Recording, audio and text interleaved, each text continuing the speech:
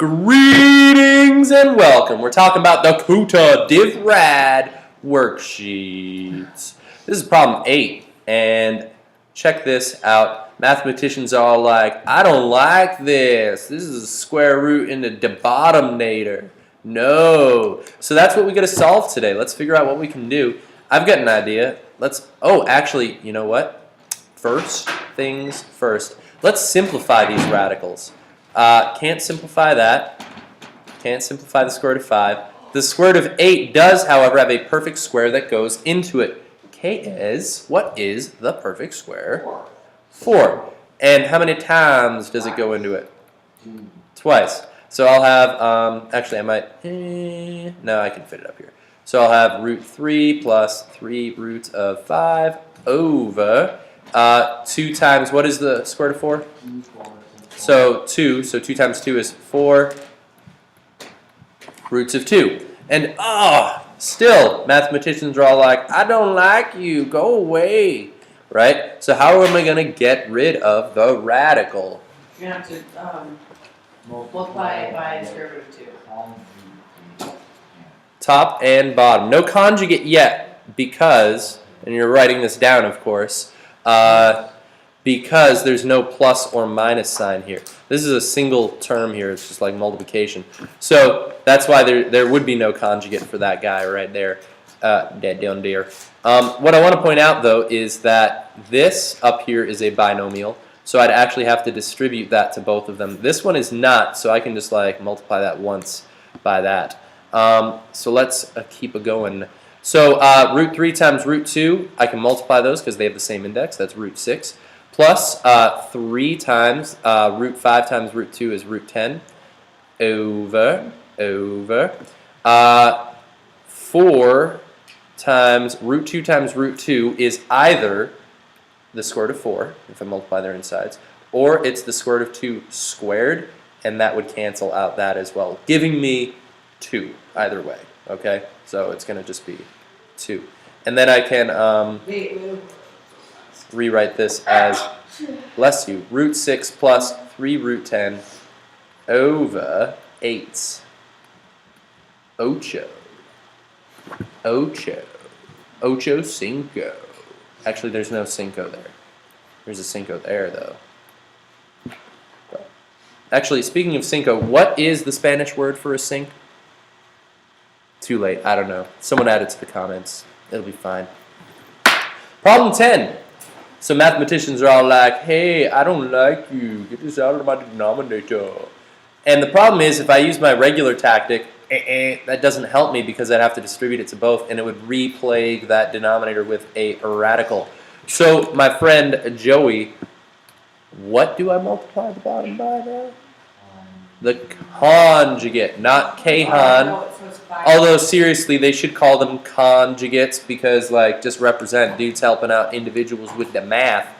But no, I'm going to multiply it by the conjugate, so the idea of a conjugate is a plus b times a minus b. Those are conjugates of one another.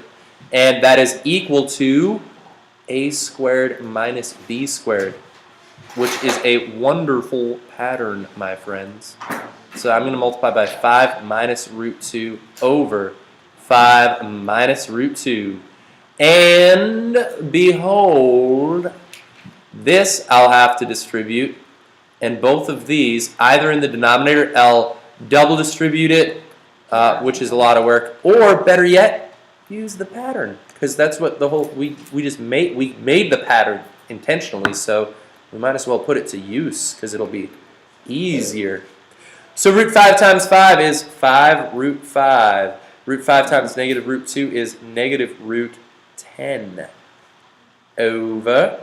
Multiply these guys out. I'm going to use the pattern. A squared minus b squared. So that's 5 squared minus root 2 squared.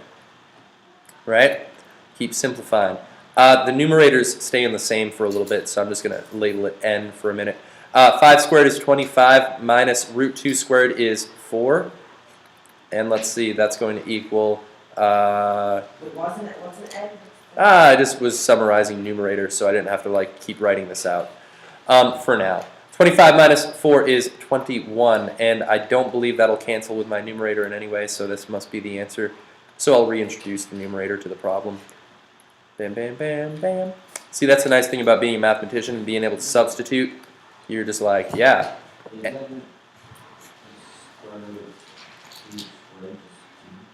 bottom.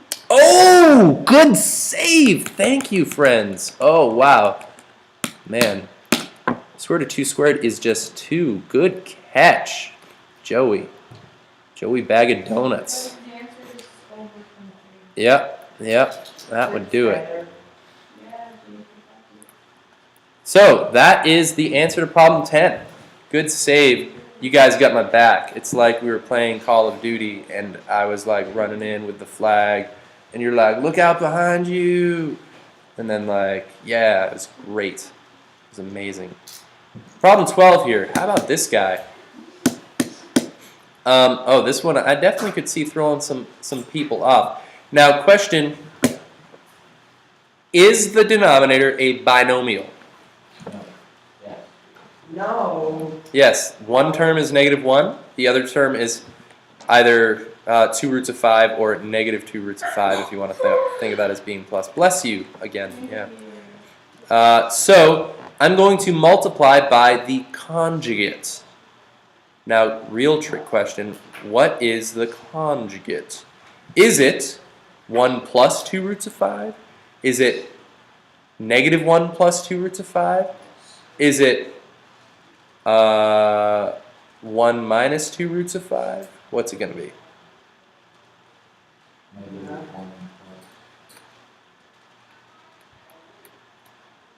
And once again, Joey Bag of Donuts knows what's up.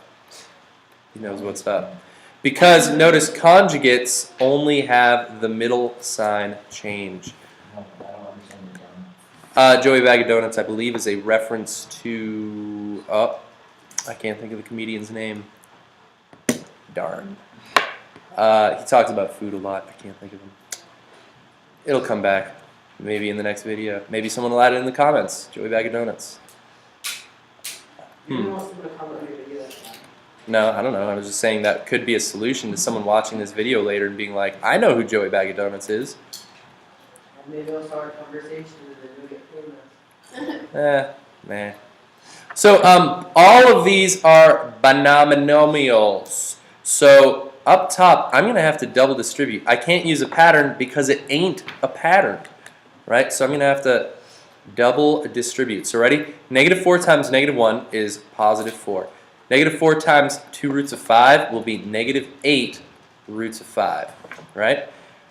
Root 3 times -1 is -√3, right? Joey Bag of Donuts, you get that written down? Are you? So how would you get 8 roots of 5? The -4 times the 2 roots of 5. I'd multiply that too. I'm foiling it essentially, double distributing. And then lastly, root 3 times 2 roots of 5 will be +2. I can multiply the insides of the radical, roots of 15. Over. And now I'll use the pattern for the denominator. That's going to be -1 all squared, because -1 was my a, and minus b squared, and that's 2 roots of 5 squared. I'm so glad we did this problem, guys. Let's see. The numerator, are there any like terms, anything that can be simplified? No perfect square, no perfect square, no perfect square. So I'm just going to call that n for now. N, yen, yen, yen, yen, yen, yen, yen. -1 all squared is +1 minus. All right, trick question.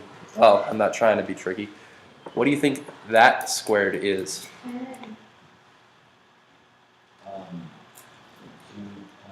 2 times 5, 20.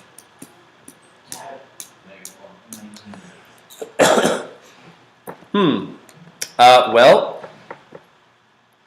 2 squared is 4 times root 5 squared is 5.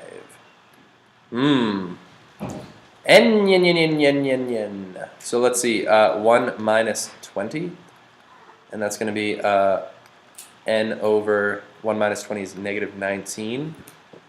And now the question is, can -19 simplify with anything in my numerator? No.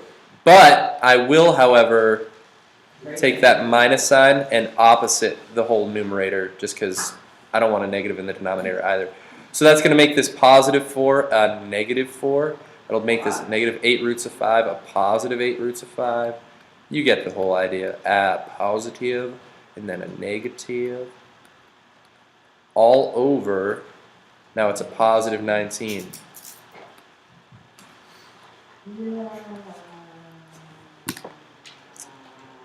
Saw an episode of Sesame Street the other day where Richard Gervais, the guy who's the main actor in the British version of The Office, sang a song about the letter N as a lullaby song, and he was all like, na na na na na na na, and it was awesome. Like, but it wasn't a very good lullaby song. That's what the joke was.